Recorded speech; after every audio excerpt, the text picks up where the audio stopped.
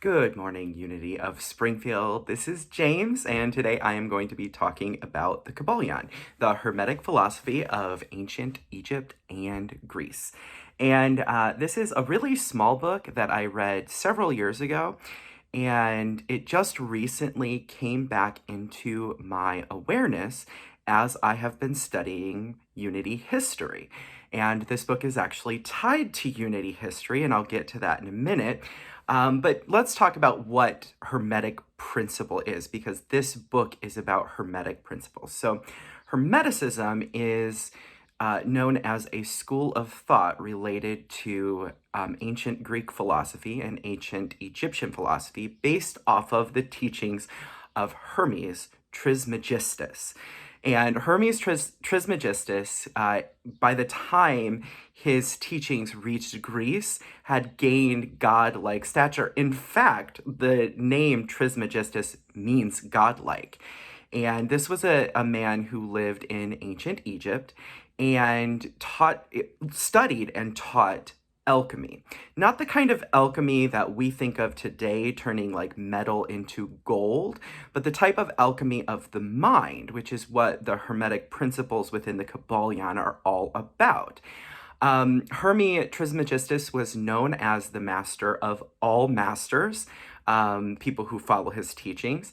The teachings of Hermes Trismegistus were passed down from master to student throughout the years in these Hermetic teachings, sometimes called mystery schools, the mystery schools of Egypt and the mystery schools of Greece.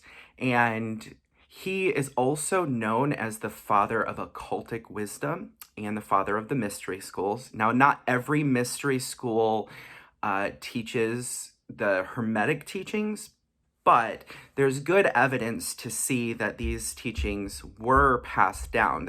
We have historical evidence that there were these mystery schools, and we're not exactly sure if all of the 7 Hermetic principles found in the Kybalion were actually from these schools or not, but that's the basic history. And if you've ever heard of the Philosopher's Stone, which is said to bring a person the elixir of life, eternal life, and also can turn base metals into gold, pure gold.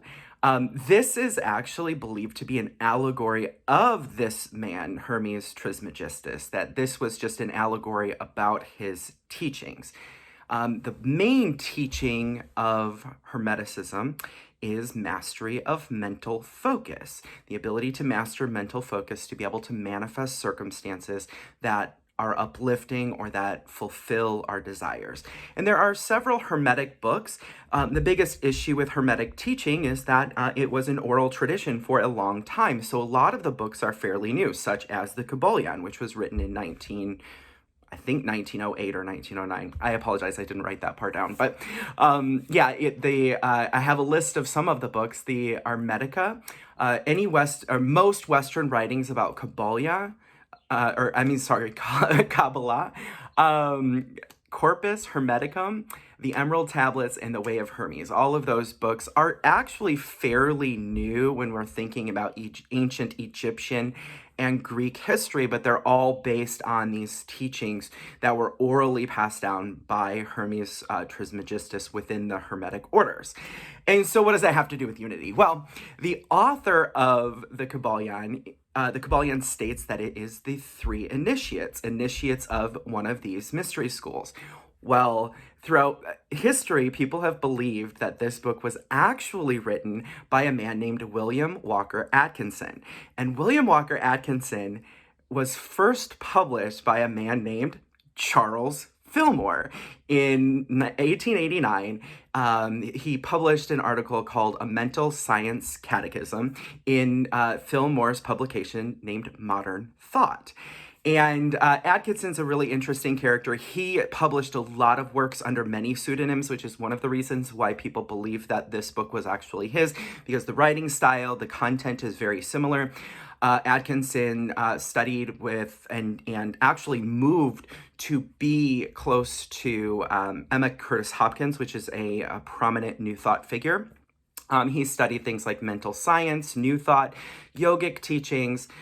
He did psychic research, arcane studies, personal magnetism research. There's a whole bunch of information, and he wrote a lot of different things, and the Kybalion just happens to be one of them. And I just found it interesting that as I was doing some of my reading about Unity, I saw his name come up and realized, it's interesting that the first publication was a Unity publication, or was within the Unity movement.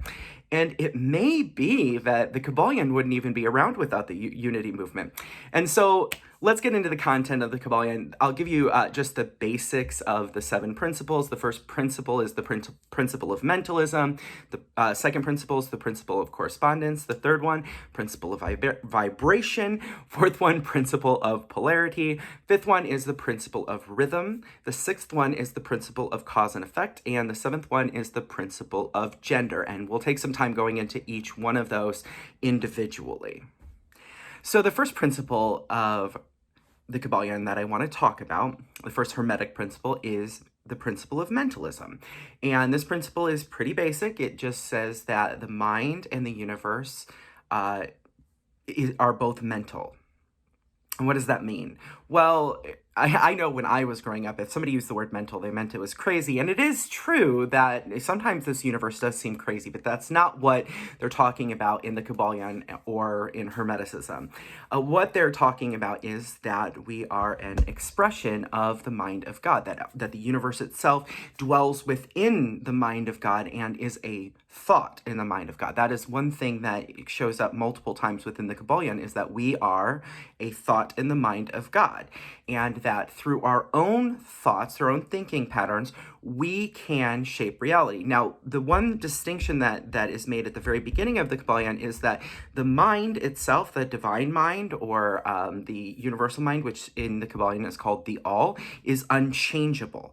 And that all of the changes that we experience in terms of evolution or, birth and death and all of those changes, those exist within the mind, but the mind itself is unchangeable, and we are a thought in the mind of God, and that we're a perfect thought in the mind of God, and that we only have this evolution that we're experiencing. We only continually evolve. We are continually elevating our consciousness. So this is what the Kybalion says. Mind may be transmuted from state to state, degree to degree, condition to condition, pole to pole, vibration to vibration. True Hermetic transmutation is a mental art. And that's, first of all, I want to talk about transmutation, because the word transmutation simply means to change form. And it can actually be changing physical form as well. This is why Hermetic teaching is so, most alchemy is within the Hermetic umbrella. And it is also the practice of attempts to change base metal into gold. It's a physical transmutation through the mind, is what Hermetic teaching represents, that there's a process that could be undergone that could transmute a physical substance like that. Now, the Kybalion is not an alchemical book like that. Kybalion is a mental transmutation book, so it's a mental alchemical book. And so what does that mean? That simply means that this particular Hermetic teaching is associated with the shift of a mental state. And with that shift of a mental state, our experience of life also shifts with it. Like I was saying, the All is that's the main term that is used in the Kybalion, but the All is unchangeable, and we all exist as a thought. The universe exists as a thought within the All, and that we're forever protected sort of by this immutable principle of the All. And this is another quote from the Kybalion.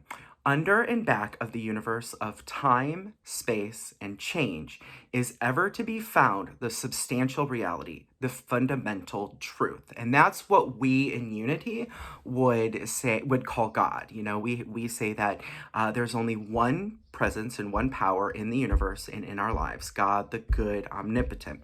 The Kybalion would just refer to that as the All. and would be good. I mean, the Kybalion certainly represents the all as love. I mean, that's the evolution of consciousness described in the Kybalion is toward greater experiences of things like love and joy and peace. So, that would be a reflection of the all, since mental alchemical transmutation is about our own human evolutionary journey and our evolutionary consciousness journey. Okay, so now the one thing that the Kybalion does go into a little bit is that there are some people that take this principle and they declare that, oh, I am God, or I am the all. And the Kybalion actually describes this as an error form of thinking. And I like the descriptions. Well, there's a few different ways that the Kybalion sort of explains this. One of the ways is that, the cell of a body is not the body. But the cell of the body, and actually the Kybalion I don't think says this, but this is sort of where I had taken it. The cell of the body has the entire blueprint of the body, because the cell has the genetic code, which is the blueprint of the body. But the cell isn't the whole body. The cell is a part of the body. We are a thought in the mind of God, and our mind is within the mind of God. Another example that I really liked when I first read it was about Shakespeare and Hamlet. And it says that Hamlet is in Shakespeare, but Hamlet is not Shakespeare. And I really like that idea as well, that we're a thought in the mind of God, and that because, we are in the mind of God, and within the mind of God, we can experience change and transition, that our consciousness can evolve and we can make choices toward these things. In fact, the Kybalion is very specific about how we're holding thoughts within our mind, and that when we hold mental images within our mind, we do shape our experience.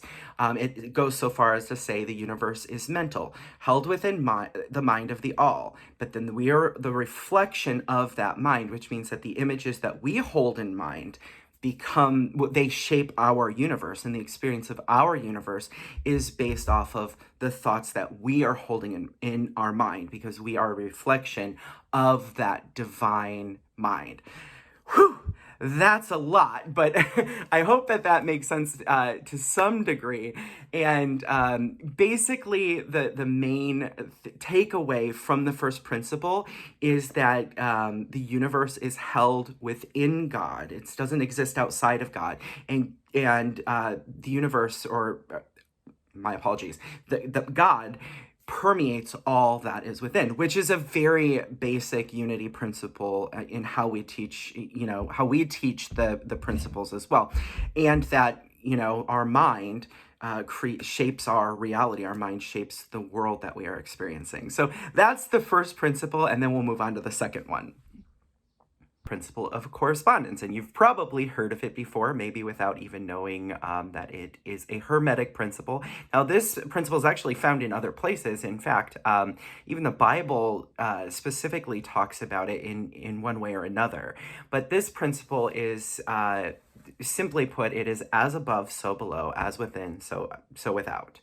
And what it means is that we exist in different First of all, we exist in different planes of existence, and these planes of existence are equivalent to each other. So in this particular principle does get a little complex. I'm not going to go into every single plane of existence that the Kybalion and the Hermetic teaching talks about, because this would be a multi-week class. But there are essentially three planes of existence: the physical plane, the mental plane, and the spiritual plane. And each one of those has 7 planes of existence. Now, from a Hermetic type understanding, this does not necessarily mean physical planes of existence. They're not like different dimensions or anything like that. In fact, I have a quote here, and it says, "The planes are neither places nor dimensions of space, yet they are more than states or conditions. The planes don't have ordinary dimension of length, depth, and breadth." And so the way that it's described in the Kybalion is that these are vibrational states they're vibrational states of consciousness within the mind. So, you have to remember all of these principles are tied together. So the principle of mentalism ties together with the principle of correspondence. So what does this mean practically? This means that if we make internal changes, the external, the physical plane changes. As we elevate our consciousness, the experience of the physical plane shifts. And I actually really like the work of Dr. David Hawkins. He developed a scale, a vibrational scale related to consciousness. And if you were to put that vibrational scale into the understanding of the Kybalion, it actually makes a lot of sense. So let's say someone wants to experience more abundance in their life. So the law of as above, so below, as within, so without, means that if they have a poverty mindset, if they have a mindset that keeps them stuck, that it wouldn't even matter if their financial situation changed, they would eventually revert back to that state of mind. For example, there's a lot of people that believe that if they just win the lottery, their whole life would change and everything would be okay.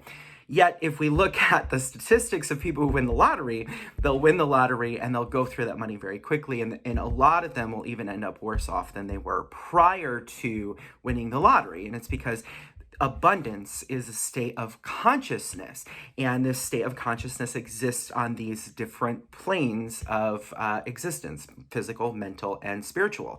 So if we change the mental, we change the spiritual, and we change, which is the ability to manifest from source, from mind, into physical reality. Okay, so I actually have the Hawkins Scale right here, and I sort of wanted to go over it just really quick. Because I really believe that this is what this is talking about.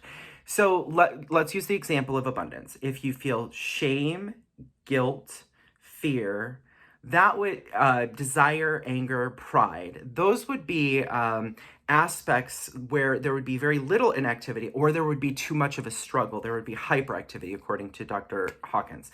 As the scale goes up, courage, neutrality, willingness, acceptance, then we become more productive. Then we begin to see manifestations of what we say that we want, because our consciousness itself is elevating. And as the mental changes, as the spiritual changes, the physical has to change, because these three are interconnected. These planes of existence are interconnected. And so as we develop a different state of consciousness regarding abundance, if we begin to be at peace with what we have, if we begin to pay our bills with love, which is one of the things I highly recommend doing when it comes to money. Do not pay a bill frustrated or angry. Wait until you're in a state of serenity. And if you have to cultivate that, if you have to have like a 20-minute meditation and prayer session before you pay every bill, I'd recommend it, because that is a reflection of our core beliefs about money. And if you're in a mental state that is in a lower vibration, then you're sort of locked into a physical condition that is, the equivalent of that vibration. And then, the spiritual vibrations that Dr. Hawkins talked about were things like love, joy, peace, and enlightenment. And those bring about, synchronicity and synchronistic outcomes. And that would be a total alignment with divine mind, or the superconscious is what a lot of people refer as that level of consciousness, and that would be spiritual. And we would be experiencing shifts in our physical experience based off of the spiritual principle. I know some of this stuff can be complicated, but just to summarize, all that this means is that the inner and the outer reflect each other, and the above and below reflect each other. That our mental conditioning can shift our physical reality, and our spiritual conditioning can shift our mental experience. That's why things like prayer and meditation can aid in our ability to manifest more of what we desire. So that's the second principle, the principle of correspondence, and we'll move on to the third. So the third principle is the principle of vibration. And a lot of us know this one because it's been talked about a lot. And we sort of touched on it on the last one when we were talking about the Hawkins Scale. So the Hawkins Scale is actually a vibrational scale. And I was talking to or talking about it regarding how it influences us with the, the previous law, as above, so below. Now, the law of vibration simply means that as we elevate our vibration, we attract experiences based off of that vibration. And in the Kybalion, it says, in vibration simply means, this is how the Kybalion describes it: nothing rests, everything moves, everything vibrates. It's all that it means.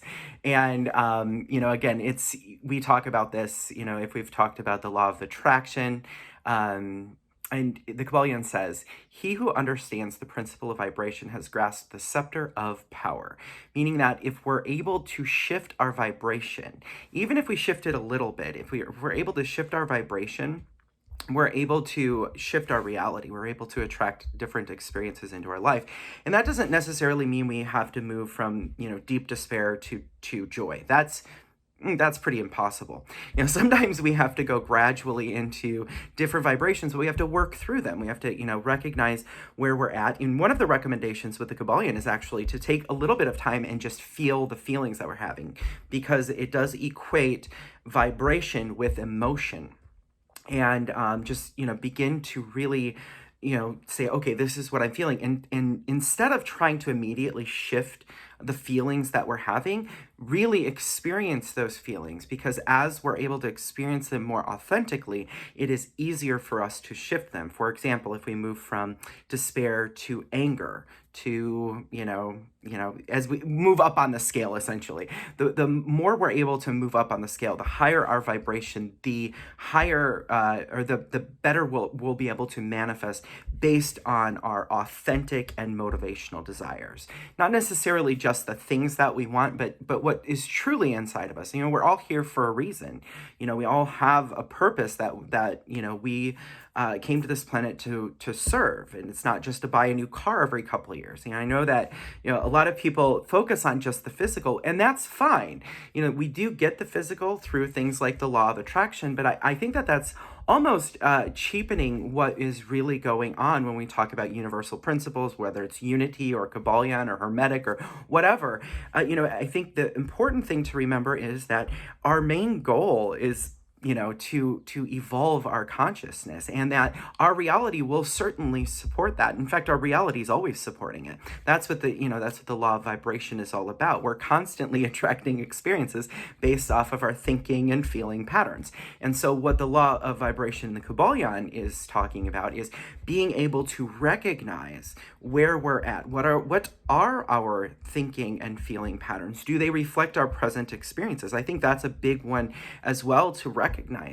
I know for me, I had a lot of fear issues when I was younger, and I had to really realize that, I had to put myself in the present moment and look around and just say to myself, I'm safe right now, like literally safe. There's nothing trying to get me. There's nothing, coming at me.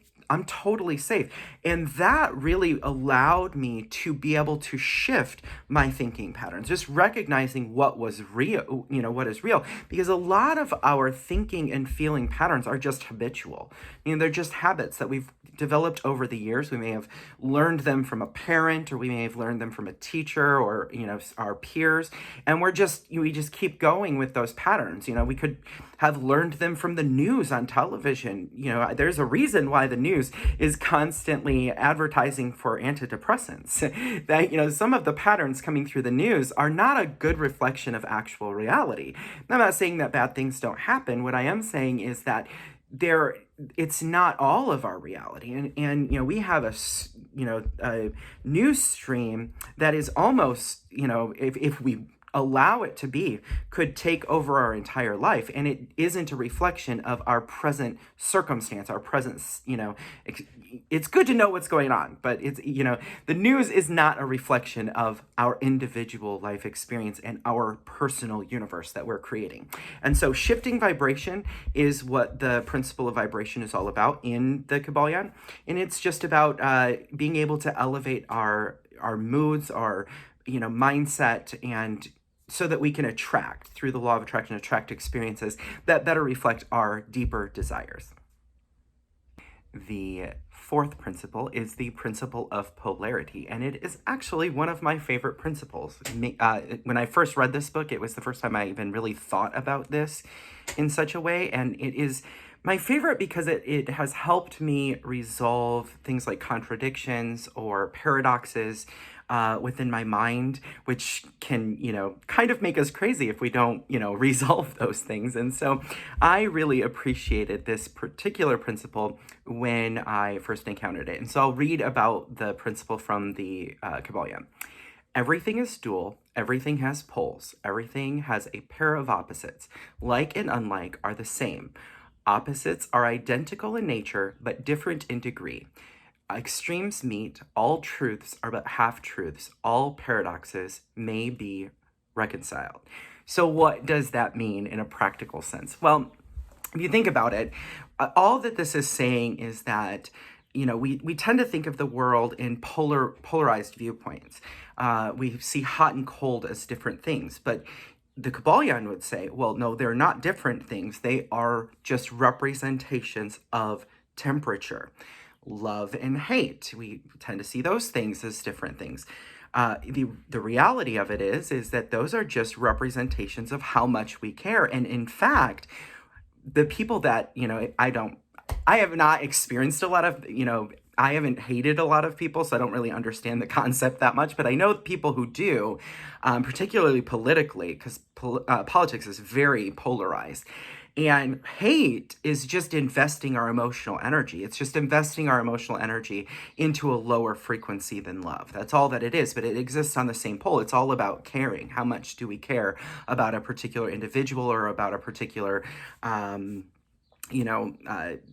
thing or, event or whatever we're investing our emotion into. They're on the same spectrum at different poles. Another one, since I did mention abundance previously, is poverty and abundance are both on the same pole as well. They're both associated with the vibration. And that's why when we're talking about abundance, the mindset, the feelings that we have associated with abundance, the mindset that we have is very important in our ability to shift it, because what we're doing is sort of think of it like on a scale. And if we're way down here, have a low vibration, which we could call poverty, if we're way down here, we have to shift to a different pole. And the reason why this can be so helpful is sometimes we see abundance as this thing that's unavailable, but it's not. We're just experiencing something on the same pole at a different frequency. And as we elevate just a little bit of it at a time, maybe, putting a little bit of money away every paycheck, or just, taking steps to save money, that sort of thing. And I'm talking about money, but this could be done in relationships. It could be, it could be done in the whole spectrum of our experience of reality is, the goal here would be to elevate our experience on the pole until we reach a point where we are at a state of serenity, at a state of peace. And, the truth is that it's not about gaining the other extreme. Think of hot and cold. I mean, you can be at either extreme and be very uncomfortable. You can be at either extreme and die. And the same is sort of true with everything else. Abundance, would not really be very effective if one person owned everything. And that's why, finding our place on these degrees and experiencing polarity and elevating our consciousness so that we can begin to trust more. Trust is really the catalyst to our ability to manifest anyway, because trust brings peace, and peace then is the vibration that we manifest through, as we talked about with the law of vibration. So that is polarity, and it just simply means that everything exists on poles, and everything is essentially the same. And we can elevate our consciousness, we can elevate our experience, we can elevate the vibration to the level that makes the most sense. And this will resolve things like paradoxes or, all things are half-truths. None of us knows everything. This is just one representation of, of universal law. So that is polarity. So the fifth principle is the principle of rhythm. And this is actually, when I first read this, I actually had to read this a couple times because I really didn't quite grasp what the Kybalion was talking about. And even going through it again, even though I was just kind of perusing the book, and I still had to go over it more than one time because this one is a little bit harder to understand. But hopefully I can do it justice. So this is what the Kybalion says. Everything flows. Out and in, everything has tides. All things rise and fall. The pendulum swing manifests in everything. The measure of the swing to the right is the measure of the swing to the left. Rhythm compensates. Now, so there are two laws under this particular principle, and there are laws under other principles, but I didn't quite go through those because it's such a short talk. But anyway, the two laws are important for this one. It's the law of compensation and the law of neutralization. Those two laws are sort of important for this discussion because it's really not easy to understand this one without them, especially since this almost sounds like polarity. The difference is this isn't about the vibration. So polarity is about the vibration, sort of like that scale that goes up and down.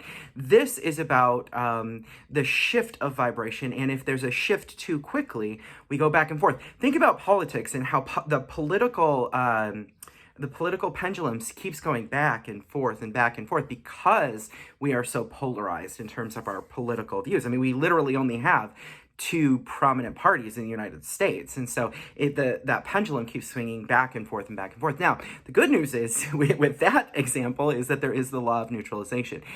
This sort of reminds me of, if you've ever heard of the vortex, where we're constantly going back and forth, but we are evolving as well. And if you look at human history, we really have evolved. It's hard to see because we have so much polarization and because we have access to all of the information that is available, or a lot of the information that is available about what's going on in the world as a whole.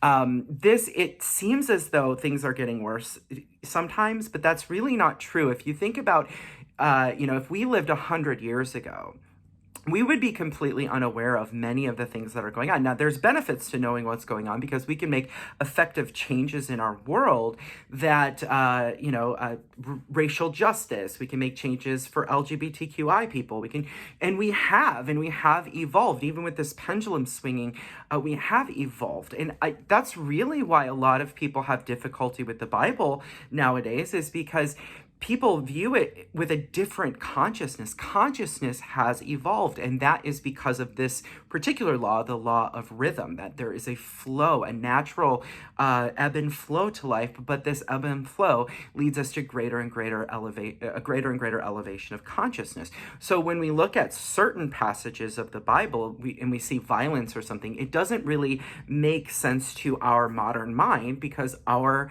consciousness as a society has changed. Polarity can also be seen in a lot of the people. You may have heard a lot of people that win the lottery do not, after a few years, they lose all of their winnings. And this is because of this law of polarity. Our consciousness has to be able to hold an experience. So if somebody has a poverty consciousness and they don't shift the consciousness, but the amount of money that they have changes, the pendulum will swing back to that original state because the container to hold the experience wasn't there. That's the law of compensation. The law of neutralization is actually the ability to neutralize that. That's why we can elevate our consciousness and in turn elevate the experiences that we're having of life. For example, incrementally experiencing more and more abundance, more and more equality. I'm married. I couldn't get married 10 years ago. There are aspects of our world that are constantly shifting, and there is an elevating, emerging consciousness. And we're always sort of on an upward swing, even if the pendulum does go back and forth. So that is the law of rhythm.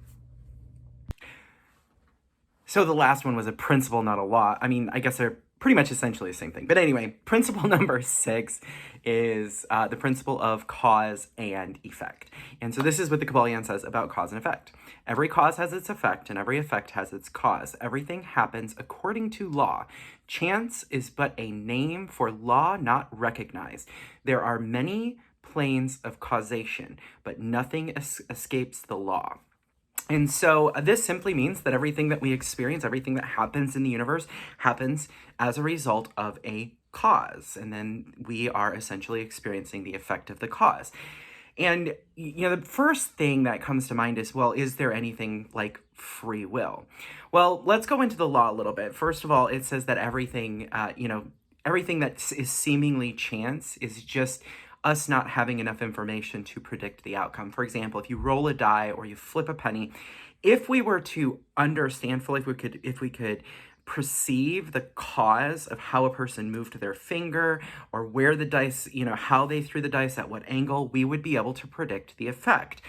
So some of the effects, seemingly chance, are actually not. There's a cause for the reason why the dice rolled a certain way or the coin landed a certain way. So now, with free will, it sounds like we just don't have free will. And I would say that that is something that would exist on the polarity scale. Do we have free will or don't we have free will? And I would say both are probably true. The Kybalion certainly says both are true. So if we think about the initial cause, let's say the initial cause is God. We say God, the good, omnipotent. And if that's the initial cause, that means we all are headed toward greater and greater experiences of the good. Since that's the cause, the effect would be good. And so, so that is the initial cause. It means that we're all headed toward this same thing. Hopefully that makes sense. However, we also have our personal free will. It's an interactive type experience, and this would be, where it lands on the polarity. There are a lot of people that live their life, or that just, life tends to live them. They just live, in patterns, and they just keep repeating the same patterns over and over again. And, they're not really the cause. They're more of an effect. And then there are people who are, they are the cause for their life. They are proactive. They intentionally elevate their consciousness. That sort of thing allows a person to become the cause to the effect. And this is where, before I was talking about desire and how sometimes people desire, let's say, a big house, or they desire, lots of money.